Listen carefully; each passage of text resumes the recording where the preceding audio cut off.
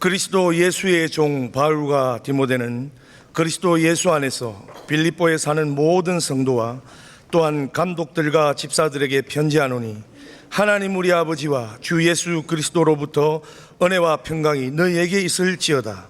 내가 너희를 생각할 때마다 나의 하나님께 감사하며 간구할 때마다 너희 무리를 위하여 기쁨으로 항상 간구함은 너희가 첫날부터 이제까지 복음을 위한 일에 참여하고 있기 때문이라. 너희 안에서 착한 일을 시작하신 이가 그리스도 예수의 날까지 이루실 줄을 우리는 확신하노라. 아멘. 남자 화장실에 가면 교훈이 되는 글들이 소변기 앞과 이렇게 기록되어 있습니다. 여자분들은 잘 모르시겠지만 지난 2주간 동안 굉장히 은혜로운 글들이 기록되어 있었습니다. 아내를 행복하게 하는 방법, 안아준다, 뽀뽀한다, 아기와 놀아준다, 요리한다, 청소한다, 처가에 잘 간다, 함께 쇼핑을 한다, 빨래를 한다, 함께 여행을 한다 등 15가지가 기록되어 있고, 점점점점 해서 여기에 500가지가 더 있다라고 기록되어 있습니다. 그 밑에 조그만하게 남편을 행복하게 하는 방법 몇 가지나 될까요? 첫째, 먹인다. 두 번째, 재운다. 세 번째, 가만히 둔다.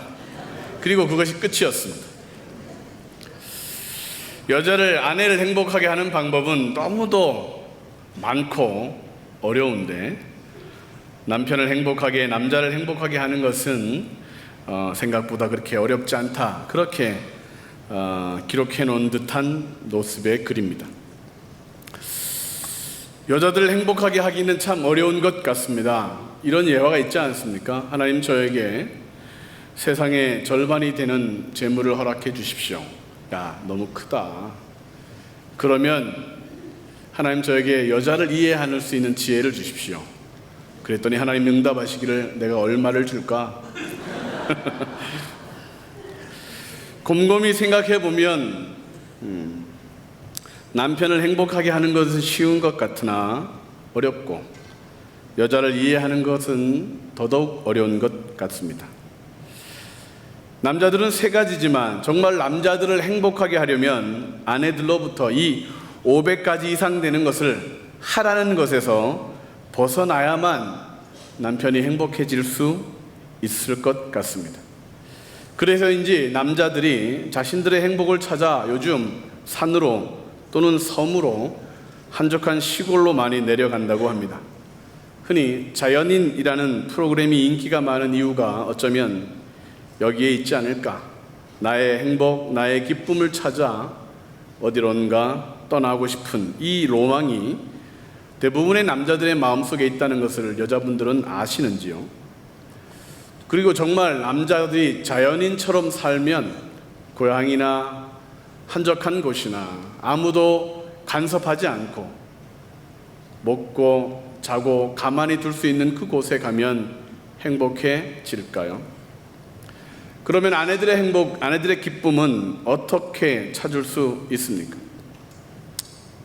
우리들의 행복, 우리의 기쁨은 도대체 어디에서 찾아야 될까? 가정을 위해 살았는데 지금 진정 기쁨의 삶을 지금도 살고 계십니까? 배우자와 자녀들을 위해서 헌신했는데 정말 참으로 복되고 즐겁고 기쁜 삶이 여러분 삶에 펼쳐지고 계신가요? 우리 모두는 행복하고자 합니다. 기쁨의 삶을 더 누리고자 노력합니다. 열심히 일하는 이유도, 많이 모으려고 하는 이유도, 성공하려고 하는 열심을 내는 이유도 기쁨의 삶, 행복에 있습니다.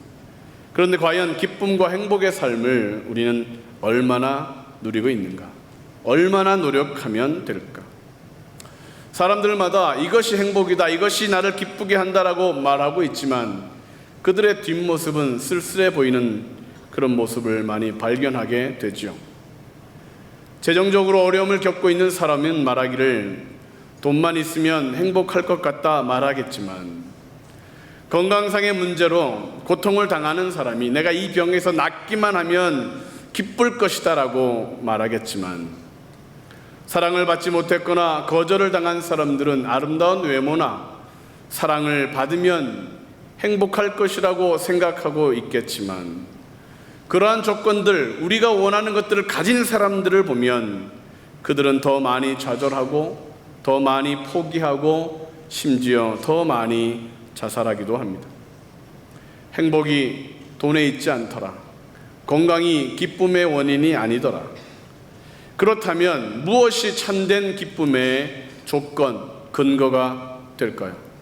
우리는 무엇을 찾아야만 기쁨이 샘솟듯 할 수 있을까요? 성경에서 나는 기쁩니다. 나는 정말 기쁨 가운데 살고 있습니다. 그러므로 여러분도 기뻐하십시오라고 가장 많은 말을 했던 사람이 있습니다. 그는 사도 바울입니다. 겉으로 보기에 그는 행복할 조건이 없는데, 기뻐할 만한 그런 이유들이 없는데도 그는 기뻐하고 또 기뻐한다라고 빌립보서에서는 12번 이상 그렇게 기록하고 있습니다. 더군다나 빌립보서를 작성할 때 그는 지하 감옥에 갇혀 있었습니다. 빛이 들어오지 않는 지하 감옥, 손과 발에 착고가 채워져 있어 움직이지 못하는 그런 상황, 밤낮으로 벌레들의 공격과 슬픔 속에 고통을 당할 수밖에 없는 그 감옥에서 좌절해야 옳은데, 슬퍼해야 맞는데 그는 기뻐하고 기뻐한다, 나의 기쁨 속에 너희들도 있다라고 고백하고 있는 것입니다. 무엇이 바울로 하여금 그 기쁨을 누리게 했을까? 어떤 것이 그 기쁨을 멈추지 못하게 했을까?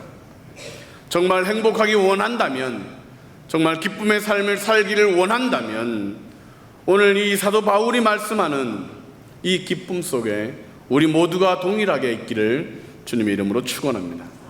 그러면 무엇이 참된 기쁨의 조건일까요? 첫 번째로, 자신이 누구인지 바르게 알아야 기뻐할 수 있습니다. 같이 한번 읽겠습니다. 시작. 자신이 누구인지 바르게 알아야 기뻐할 수 있습니다. 1절과 2절 말씀을 같이 읽겠습니다. 그리스도 예수의 종 바울과 디모데는 그리스도 예수 안에서 빌립보에 사는 모든 성도와 또한 감독들과 집사들에게 편지하노니, 하나님 우리 아버지와 주 예수 그리스도로부터 은혜와 평강이 너희에게 있을지어다. 그는 자신이 누구인지를 알았습니다. 그래서 기뻐할 수 있었다. 자신이 누구인지를 정확하게 아는 것, 기쁨의 조건입니다. 왜냐하면 내가 누구인지 알아야 어떻게 제대로 살아가는 삶을 살 수 있기 때문이죠. 당신은 누구십니까? 라고 Who are you? 라고 질문을 할 때 대부분의 사람들은 답을 제대로 못한다고 합니다.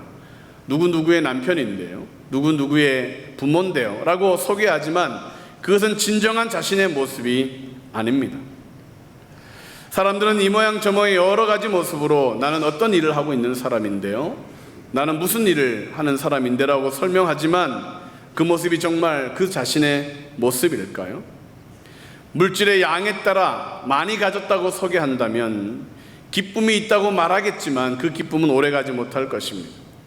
예쁘고 사랑스러운 것을 자신의 어떤 그런 경쟁력으로 보인다면 그것도 그리 오래가지 못할 것입니다. 왜냐하면 나이가 들어가니까요.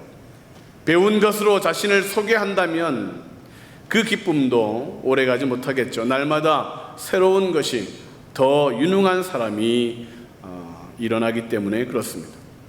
행복의 첫 번째 조건은 내가 진정 누구인지, 어떠한 존재인지를 제대로 아는 것에 있습니다. 이 세상에 존재하는 모든 것은 스스로 또는 자기 자신이 목적과 의미를 스스로에게서 발견할 수 있는 것은 아무것도 없습니다. 왜냐하면 우리들은 만들어진 존재, 피조물이기 때문에 그렇습니다. 지음을 받은 피조물은 창조주에게서, 그 만든 주인에게서 의미와 목적을 발견할 수 있는 것입니다. 의자가 되는 이유도 그 물건을 만든 사람의 목적에 있듯이, 즉 내가 누구인가, 어떤 존재인지를 알려면 창조주 되시는 하나님을 먼저 알아야 합니다. 그분을 만나야, 그분의 음성을 들어야, 그분의 목적을 따라 살아야 우리는 진정한 기쁨의 삶을 회복할 수 있는 것입니다. 사도 바울은 1절과 2절에게서 나는 예수 그리스도의 종이다 라고 자신을 소개합니다. 예수님과 관계를 맺었더니 그는 진정한 기쁨의 삶을 살 수가 있었다. 많은 것을 배웠을 때는 못 느꼈던, 많이 누렸을 때는 못 느꼈던, 많은 사람들에게 칭찬을 받고 많은 사람들의 부러움을 받을 때는 느끼지 못했던 참된 기쁨을 예수 그리스도를 만나고 그분이 나의 주인이라고 고백하며 내가 예수 그리스도의 종이라 선포했을 때 그는 진정한 기쁨을 맛보았던 것입니다. 초대교회 당시에 누구의 종이냐는 정말 중요했습니다. 주인의 권세가 종의 권세가 되기도 했기 때문에 그렇죠. 종이라고 할지라도 다른 사람이 함부로 대하지 못했죠. 왜냐하면 그 종의 뒤에 높은 계급의 주인이 있었기 때문입니다. 사도 바울은 참되신 하나님, 그 예수 그리스도를 만나고 나서 나는 비록 없으나, 나는 비록 책고에 묶여 있으나 모두가 나와 같이 되기를 원한다 라고 선포했고, 나는 기쁘고 기쁘다 라고 그는 자랑하고 있는 것입니다. 우리 자신이 어떤 존재인지를 발견해야 합니다. 하나님에게서 어떤 목적과 의미로 살아야 되는지에 대하여 우리는 말씀을 들어야 됩니다. 그렇게 되면 환경과 상관없이 나의 건강함과 나의 부족함과 나의 기타 여러 가지 여건과 상관없이 기쁨의 삶이 오늘도 펼쳐질 수 있는 것이죠. 저 여러분이 진정 기쁘고 복된 삶을 살려면 하나님과 바른 관계를 맺어야 합니다. 하나님과 관계를 맺으려면 먼저 그분을 믿어야 합니다. 그분은 살아계신 하나님, 우리는 그분의 자녀입니다. 믿어야 평안할 수 있습니다. 그분은 목자 되시고 우리는 그분의 기르시는 양입니다. 믿어야 쉼을 얻고 안식을 얻을 수 있습니다. 그분은 포도나무요, 우리는 가지다. 붙어있기만 하면 많은 열매를 맺는다. 믿어야 풍성한 삶과 은혜를 경험할 수 있는 것이죠. 하나님을 믿습니까? 그분의 말씀을 믿고 계십니까? 하나님이 이 세상을 창조하셨습니다. 그분이 주인이십니다. 그분이 창조주이십니다. 사람들이 하나님을 거부하여 죄를 지어 슬픔이 찾아온 것입니다. 그들이 하나님을 거역하여 저주가 찾아온 것입니다. 그래서 기쁨이 사라진 것이지요. 그런데 하나님은 우리를 버려두지 않으시고 이 땅에 예수님의 모습으로 오셨습니다. 그리고 우리의 죄를 위하여, 우리의 저주를 위하여, 우리의 절망과 우리의 한숨을 끊어버리고자 십자가에서 죽으시고 사흘 만에 부활하신 것입니다. 누구든지 그 예수님을 믿기만 하면, 그 하나님을 부르기만 하면, 누구든지 그 하나님 앞에 나오기만 하면 다시 복을 받는, 다시 기쁨을 회복하게 되는 것이죠. 다시 하나님의 자녀로 복된 삶을 살 수 있게 되신 것입니다. 여러분은 누구와 연결되어 있습니까? 스스로를 누구라 소개하고 계십니다. 현재 예수님을 믿고 있지만 여전히 기쁘지 못하다면 자신에게 문제가 있는 것이죠. 문제가 있어서 문제가 아니라 하나님과의 관계에 문제가 있어서 문제가 문제로 남아있는 것입니다.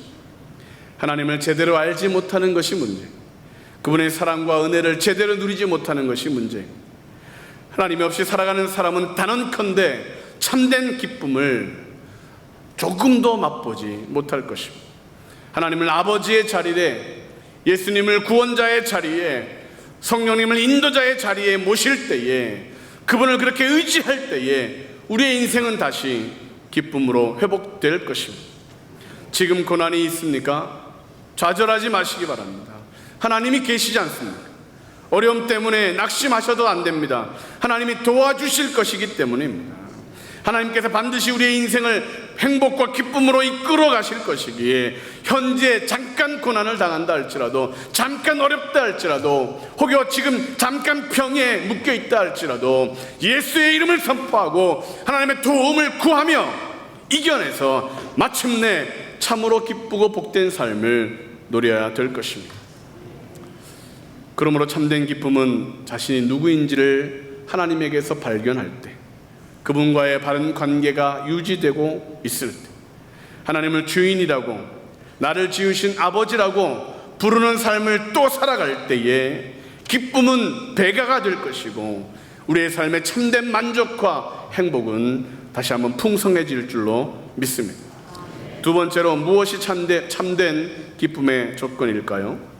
자신이 해야 할 일을 제대로 해야 기뻐할 수 있습니다. 같이 하겠습니다.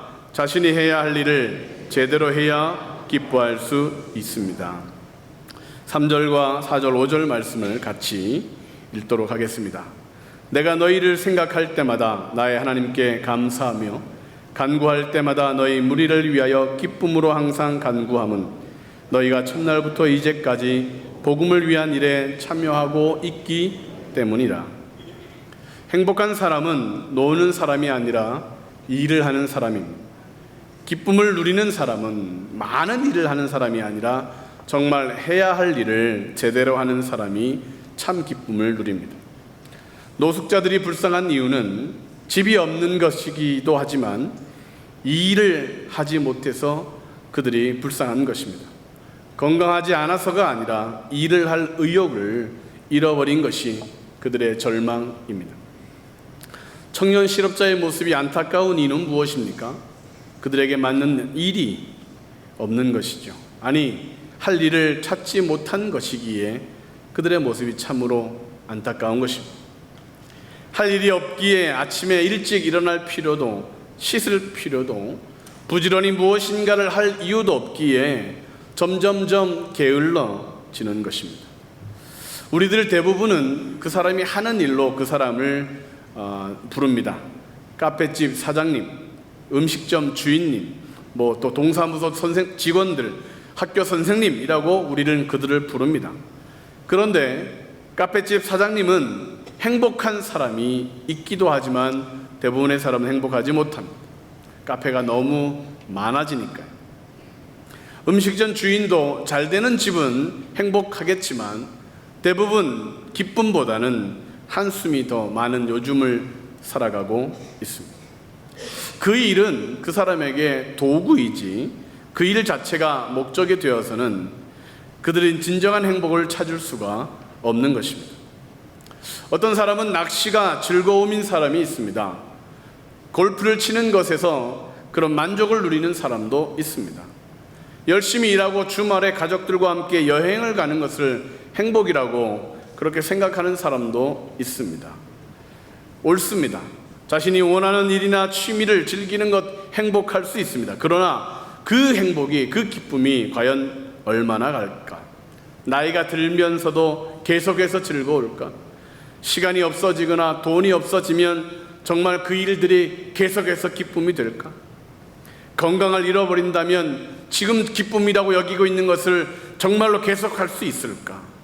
아이들이 자라 출가하거나 혹여 외국에 가서 산다고 부모를 멀리 떠나면 그 기쁨이 계속될까? 일반적으로 사람들이 느끼는 행복한 일, 기쁨의 생활은 일시적이거나 또는 잘못된 것일 가능성이 더 많습니다. 잠시 행복해 보이지만 나중에는 더 큰 절망이 되죠. 순간적으로는 기쁠 수 있겠지만 그것이 시간이 지나면 지날수록 더 무거운 무게가 될 수 있습니다. 왜냐하면 그런 것들이 참된 기쁨의 조건이 아니기 때문입니다. 어떤 일은 시간이 지나도 행복하고 어떤 상황이 된다고 해도 그것이 기쁨을 삭감하지 않는 것, 그것이 진정 기쁨의 조건이 되지 않겠습니까? 사도 바울은 가죽으로 천막을 만드는 그런 하층민이 하는 일들을 했습니다. 그것으로 먹을 것과 쓸 것을 충당하며 선교 사역을 감당했죠. 그래서 우리들은 그를 텐트 메이커라고 부르기도 합니다. 그러나 사도 바울은 나의 직업이 텐트 메이커입니다, 천막을 만드는 일입니다라고 자기 자신을 소개한 적이 한 번도 없다는 것이죠. 그의 직업은 이방인에게 복음을 증거하는 일이다. 남이 기초 닦아놓지 않은 곳에 가서 내가 복음을 전하는 것이다. 그것이 나의 직업이다, 나의 사명이다라고 그는 천막을 만들고 있지만 그렇게 복음을 전하는 자라고 자신을 소개했습니다. 천막을 잘못 만들었다고 감옥에 간 적이 없습니다. 천막을 잘 만들었다고 칭찬을 받은 적도 없습니다. 오직 예수의 복음을 전했더니, 좋은 소식을 전했더니, 그들에게 주님의 한 참된 복을 전했더니 그것 때문에 고난을 받고 그것 때문에 매를 맞고 감옥에 갇힌 것입니다. 그럼에도 불구하고 그는 마땅히 해야 할 일, 영원한 기쁨이 되는 일들을 감당했기에 나는 기쁘고 기쁘다라고 그는 고백하고 있는 것이죠. 여러분들은 자신이 해야 할 일들을 제대로 하고 있습니까? 해야 할 일을 진정으로 잘 감당하고 있습니까? 기뻐하고 기뻐한다는 그 바울의 고백을 우리는 과연 매일매일의 삶 가운데 척박한 우리의 인생, 점점 힘들어져가는 이 시기에 더 할 수 있나요? 사람들이 오해해도 상관없다고, 다른 사람들이 시기에도 관계없다고, 예수만 전할 수 있으면, 복음만 확장된다면 나는 기뻐하고 또 기뻐할 수 있다 말했던 그의 고백처럼 우리가 복음으로 살기만 한다면, 복음을 전하는 삶을 살기만 한다면 우리의 인생의 기쁨은 찾아올 것입니다. 지옥 백성을 천국 백성으로 삼는 일처럼 이 땅에서 갇혀 있는 일은 없을 것입니다. 미국의 39대 대통령이던 2002년 노벨 평화상을 받았던 지미 카터 대통령을 아시지요? 주일 예배를 한 번도 빠진 적이 없고 주일학교 교사로도 늘 봉사했습니다. 은퇴 후에 집을 지어주는 해피파트라고 하는 봉사 일을 하면서도 어느 지역에 가든지 5일만 일하고 그 다음 날은 집으로 돌아갔습니다. 그 이유를 묻는 기자에게 그는 이렇게 대답했습니다. 나는 주일학교 교사입니다. 아이들에게 하나님을 가르쳐야 되는, 말씀을 가르쳐야 하는 그런 일이기에 지금 돌아가야만 주일을 지킬 수 있습니다. 그는 자신을 전 대통령이다, 자신을 어떤 유력한 자라고 소개하지 않습니다. 나는 주일학교 교사입니다. 하나님이 그에게 아이들을 맡겼다고 그는 믿었고 그 일에 그는 힘을 다하여, 열심을 다하여 시간을 쪼개서 섬기고 봉사하였습니다. 카터 대통령이 전도자의 일을 잘 감당하고 있었습니다. 그는 140명 이상이나 되는 사람들을 전도한 전도자이기도 합니다. 1979년 한국에 와서 박정희 대통령에게 전도하려고 했던 사실도 있습니다. 당시 아무도 박정희 대통령에게 예수님 믿으시지요? 교회 나가셔야 됩니다. 회개해야 됩니다. 라고 말하지 못하고 있을 때 노랑머리의 외국 사람이, 미국 대통령이 와서 왜 그에게 복음을 전했을까요? 왜냐하면 지미 카터 대통령은 복음을 전하는 그런 직업을 가졌기 때문입니다. 여러분은 진정 기쁨이 되는 일들을 하고 있습니까? 아니면 덜 기쁜 일들을 찾아다니고 계십니까? 일만 하다가 돈만 벌다가 천국에 갈 수는 없지 않습니까? 아이만 키우다가 집안일만 하다가 천국에 갈 수는 없지 않습니까?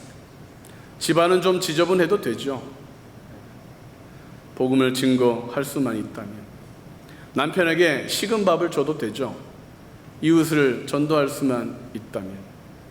아내에게 좀 등한시해도 되죠. 이웃의 필요를 찾아 전도하고 사랑을 베풀 수만 있다면. 왜요? 그것이 우리의 진정한 기쁨이니까. 그러므로 우리가 해야 할 일, 복음 전하는 일을 하는 사람, 오늘도 예수 그리스도가 나의 주고 우리 모두의 인류의 구원자라고 외칠 수 있는 사람, 나는 복음 전도하는 사람입니다, 나는 예수님을 전하는 복음 전도자입니다 라고 자신을 소개할 수 있는 사람만이 진정한 기쁨 속에 살 수 있는 것입니다. 마지막으로 무엇이 참된 기쁨의 조건일까요? 자신에게 복된 미래가 있음을 알아야 기뻐할 수 있습니다. 같이 하겠습니다. 시작. 6절 말씀을 같이 한번 읽도록 하겠습니다. 너희 안에 착한 일을 시작하신 이가 그리스도 예수의 날까지 이루실 줄을 우리가 확신하노라. 그는 마침내 착한 일들, 선한 일들, 아름다운 일들, 우리가 기대하는 일들, 하나님이 계획해 놓으신 일들이 이루어질 것을 그는 믿었습니다. 시작은 미약하였으나 나중이 크게 될 것을 알았습니다. 문제 많은 인생인 것 같으나 나중이 진정 복받는 사람이 될 줄로 그는 믿었습니다. 현재의 고난이 장차 받을 영광의 면류관에 비하여 조금도 눈꼽만큼도 비교할 수 없다라고 그는 알았기에 그는 기뻐할 수 있었습니다. 매를 맞으면서도, 고난을 당하면서도, 손해를 입으면서도, 힘들면서도 왜 그는 기뻐할 수 있었느냐? 장차 하나님이 기쁨으로, 소망으로, 복으로 우리에게 안겨주실 것을 그는 믿었기 때문에, 예수의 날까지 이루실 줄을 확신했기 때문에, 현재 우리의 걱정과 근심, 문제 덩어리를 마침내 복으로 바꾸실 줄을 믿습니까? 기대에 만족을 주실 것이고, 간구에 응답하실 것이고, 우리의 소원을 이루어 주시고, 우리가 예상치 못했던 기쁨을 만나게 할 것이고, 기도하지 못했던 것까지도 자격 없는 우리에게 더 큰 것들을 주실 그 하나님을 믿으십니까? 믿는다면 우리는 기쁨의 삶을, 오늘의 삶을 살아갈 수 있습니다. 반드시 응답하실 것이다. 시작하신 이가 이루어 주실 것이다. 믿는 자에게 능치 못함이 없게 하실 것이다. 여호와 이레의 하나님이 우리의 필요를 예비하신다. 여호와 라파의 하나님이 우리의 모든 질병을 고치신다. 말씀을 듣는 가운데, 기도하는 가운데, 예배하는 가운데, 하나님을 찬양하는 가운데 귀신이 떠나가고 저주가 끊어지고 하나님의 영광 가운데 치료되고 회복될 것이다. 믿으십니까? 여호와 로이의 하나님이 우리의 목자가 되셔서 푸른 초장과 맑은 물가로 인도하실 것이다. 여호와 니시의 하나님이, 여호와 샬롬의 하나님이 승리와 평화를 우리에게 허락해 주실 것이다. 할렐루야. 2002년 월드컵 경기를 근래에 보신 적이 있으십니까? 대한민국하고 외쳤던 그 경기를 한번 기회가 되시면 다시 한번 보시기 바랍니다. 정말 재밌습니다.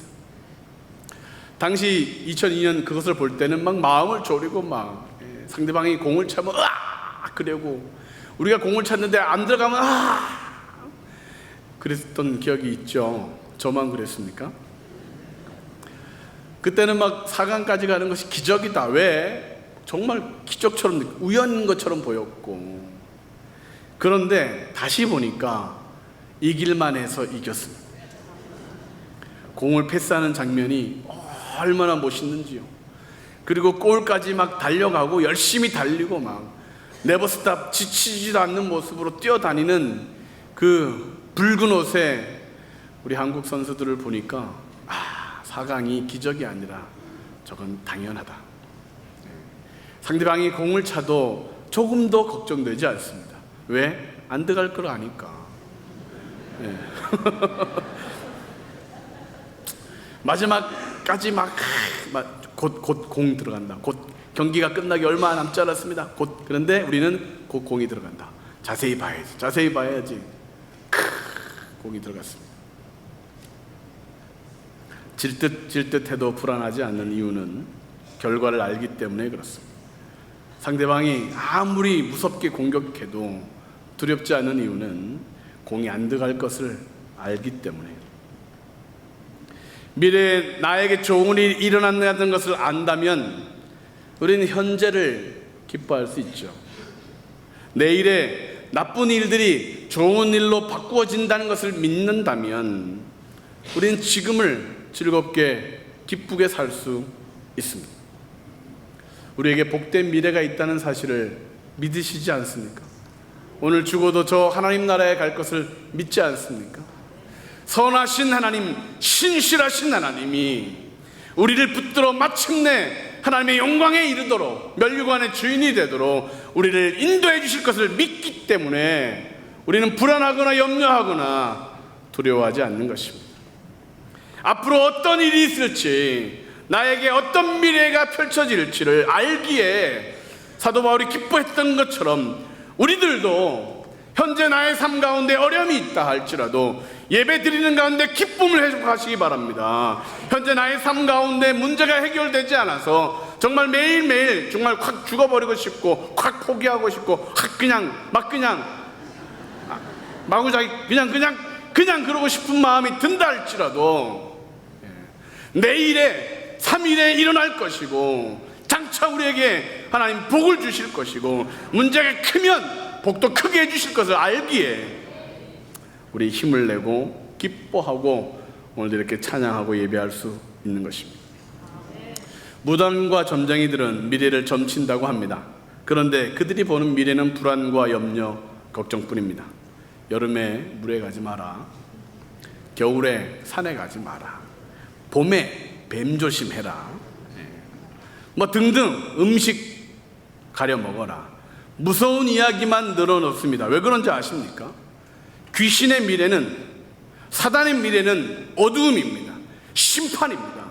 그에게는 이제 머리가 깨질 일만 남았고, 아니 깨졌고, 그에게는 이제 영원한 불맛에 빠질 일만 남았기에 그는 내일을 생각한다고 말하고 내일을 안다고 말하지만 절망을 이야기하는 것이죠. 그런데 그런 귀신의 소리를 듣고 따라가는 사람들, 그들에게 무슨 소망이 있겠습니까? 무슨 기쁨이 있겠습니까? 불안과 염려만 더할 뿐이죠. 세상의 소리를 들으면 날마다 좌절하게 됩니다. 전쟁과 폭력의 소식, 기근과 가난의 재난의 이야기들, 나라와 나라가 싸우고 사람과 사람들이 원수가 되고 있는 이 시기에 사단의 음성, 귀신의 소리를 따라가면 내일은 없습니다. 그 어느 곳에도 평안과 기쁨을 맛볼 수 없지요. 그러므로 참된 기쁨과 복된 미래를 원하신다면 생명이 되시고 구원이 되시고 영원한 하나님 나라의 주인 되시는 그 하나님을 믿고 나의 삶을 인도하시는 하나님, 마침내 이루실 것을 약속하신 그 하나님을 더 신실하게 붙들어야 될 것입니다. 말씀을 마칩니다. 지난 주간 하늘비전교회는 하계산상성회가 펼쳐졌습니다. 그 하계산상성회가 기뻤고 즐겁고 행복했던 이유는 풍성한 야식 때문이 아닙니다. 가족들과의 쉼, 게임, 신선한 공기, 물론 그런 것들이 즐거움이긴 했습니다. 아주 매일 야식을 먹었으니까요. 수고하신 분들의 그 땀방울 때문에 정말 행복한 일주일을 보냈습니다. 그런데 그것이 야식을 먹고 나면 아침에는 어제는 기쁨이었는데 아침에는 후회하며 오늘 저녁에는 내가 먹지 말아야지, 그러나 또 먹고 있는 진정한 기쁨이 되지 못했습니다. 그런데 그 산상성회가 기뻤던 이유는 예배가 있고 말씀이 있었기 때문입니다. 은혜에 감사했고 회개하며 눈물을 흘렸는데 그것이 우리에게 기쁨이 됐고 행복이 됐습니다. 내가 누구인지를 다시 한번 깨닫게 됐고 내가 어떤 일을 더 열심을 내야 할지를 들었고 하나님께서 주시는 복을 누릴 뿐만 아니라 앞으로도 더 부어주실 것을 믿게 되는 말씀의 잔치, 예배의 자리가 있었기 때문에 산상성회는 더 행복했습니다. 오늘 이 예배도 마찬가지입니다. 일주일의 첫날을 왜 하나님께서 주일로 주셨을까? 나오라 예배하게 하셨을까? 기쁨이 여기서부터 시작되니까, 하나님이 주시는 기쁨이 참된 기쁨이니까.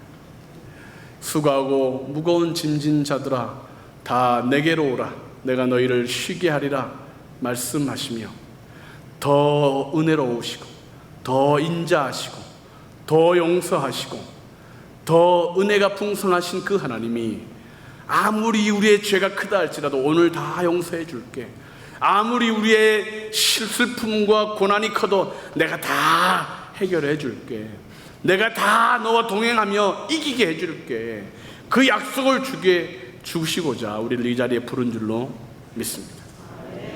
걱정과 근심이 없는 인생이 없겠지만 하나님을 만나면 걱정은 기쁨으로 바뀔 수 있습니다. 사랑하는 성도 여러분, 기뻐하고 또 기뻐하는 삶을 살아가시기를 주님의 이름으로 축원합니다. 기도하시겠습니다.